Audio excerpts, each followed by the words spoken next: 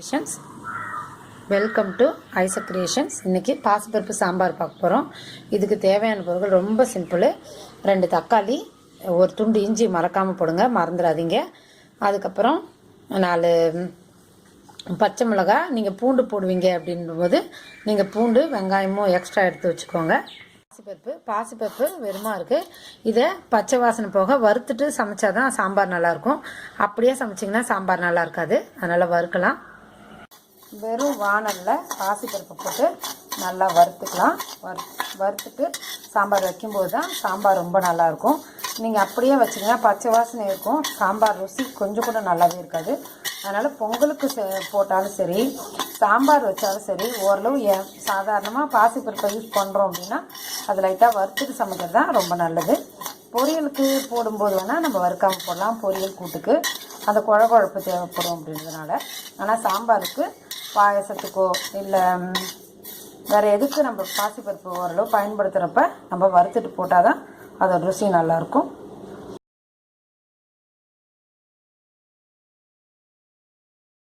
வானல் காஞ்சிருச்சு. நீங்கள் வெங்காயம் போடுறது இருந்தால் வெங்காயம் போடுங்க. நான் இஞ்சி போடுறேன். இஞ்சி, அதுக்கப்புறம் பச்சை மிளகாய். இஞ்சி பச்சை மிளகாய் போட்டு கொஞ்சம் நல்லா வதக்குங்க. நீங்கள் வெங்காயம் போட்டுட்டு இஞ்சி போட்டுட்டு பச்சை மிளகாய் போடுங்க. பூண்டு போடுவாங்க, கருப்பில் போட்டுக்கலாம். இதை வதக்குங்க. வதக்கிட்டு இப்போ தக்காளி போடுறோம். தக்காளி வைக்கும் போல நல்லா வதக்கணும். தக்காளி நல்லா வதங்குற அளவுக்கு நல்லா வதக்கணும். மூச்சு கொடுக்கூடாது.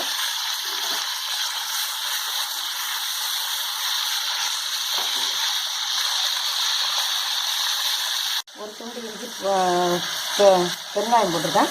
பாசிப்பருப்பு வறுத்ததை கழுவிட்டு கொஞ்சம் தண்ணியில் ஊற வச்சுருக்கேன். இதை நல்லா தக்காளியை வதங்கணும். நல்லா வதங்கட்டும். கொஞ்சம் நேரம் மூடி வச்சிங்கன்னா நல்லா குழஞ்சிரும். போதுனா எது வேணால் போடலாம், உங்கள் இஷ்டம். கொத்தமல்லி காய் இருந்ததுன்னா உங்கள்கிட்ட கொத்தமல்லி காய் போடுங்க. புதினா இருந்ததுன்னா புதினா போட்டு வதக்கிடுங்க.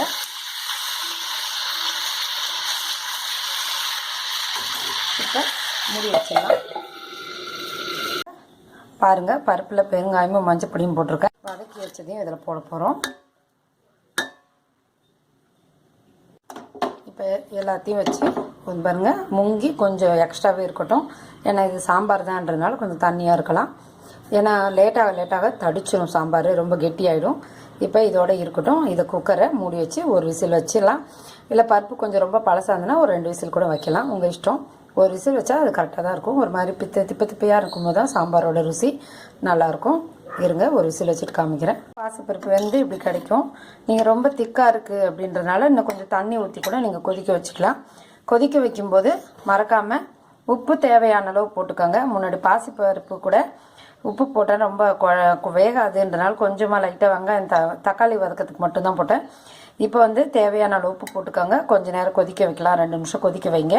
தாளித்து உங்களுக்கு சோம்பு யூஸ் பண்ணுவீங்க அப்படின்போது சோம்பு போட்டு தாளிச்சிங்கன்னா ரொம்ப நல்லாயிருக்கும். அப்படி இல்லை அப்படின்னா நீங்கள் கடுகு போட்டு தாளித்து, கடுகு கருவேப்பிலை ஜீரகம் போட்டு தாளிச்சிங்கன்னா நல்லாயிருக்கும். ஆனால் ஜீரகத்தை விட சோம்பு தான் இதுக்கு நல்லாயிருக்கும். பாருங்க, கொஞ்சம் தண்ணி ஊற்றிக்கிட்டேன். தண்ணி கொதிக்கட்டும், லைட்டாக கொதிக்கட்டும். சப்போஸ் இது கூட நீங்கள் 2 உருளைக்கிழங்கு கூட வேக வச்சு இதில் போட்டிங்க பிசைஞ்சு விட்டிங்கன்னா இன்னும் கொஞ்சம் திக்காக நல்லா, கொஞ்சம் ரொம்ப பருப்பு கம்மியாக ஊற்றிங்கன்னா அந்தமாதிரி உருளைக்கிழங்கு கொஞ்சம் போட்டிங்கனாலும் நல்லாயிருக்கும். இப்போ இது கொதிக்கட்டும். கொதிச்சோடனே ஜீரகம் போட்டு தாளிச்சது இதில் கொட்டிட்டு இறக்கிடலாம். கொத்தமல்லி தழை இருந்ததுன்னா கொத்தமல்லி தழையும் போட்டு இறக்கிடுங்க. இது 2 மினிட்ஸ் தான் ஆகும் இந்த குழம்பு வைக்கிறதுக்கு. ஆனால் ரொம்ப நல்லாயிருக்கும். பாசிப்பருப்பு ரொம்ப நல்லது உடம்புக்குன்றதுனால ரொம்ப நல்லாயிருக்கும். பாருங்கள், சாம்பார் கொதிச்சிருச்சு. இப்போ கடுகு தாளிச்சதை கொட்டுட்டு இறக்கிட வேண்டியதான்.